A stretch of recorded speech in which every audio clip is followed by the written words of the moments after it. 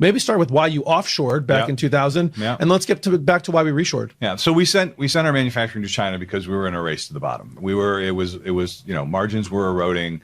It was impossible. It became impossible for us to manufacture here in the United States and make any kind of margin. What kind of price differentiation was there between what China could do it for and what we could do it for? How much lower? You were talking, you're talking a 50% premium to make it here. So, I mean, if it's $1 in China, we're making it for $1.50, but somebody was selling it for $1.60. And if you're making it for $1.50 and selling it for $1.60, you're not long for this world. Not very much. So. No.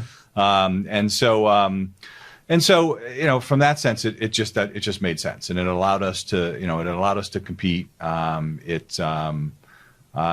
We survived that way for up until 2016. And in 2016, as the story goes, one of our engineers was presented with a problem by Jack Carey, so he started to do a little research, and he came across Trumpf and saw some of the equipment that they had, and what was the problem?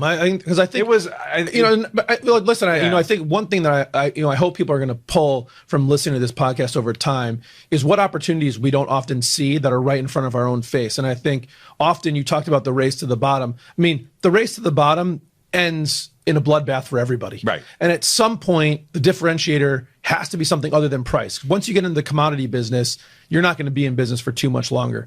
And so what was the problem that he was trying to solve? So we have a sister company, Floyd Manufacturing. So Floyd Manufacturing shares the building with us. Floyd is a very, very different business. They do automotive work. But Jack oversees Floyd Manufacturing and Carey Manufacturing, and we have separate general managers and infrastructure.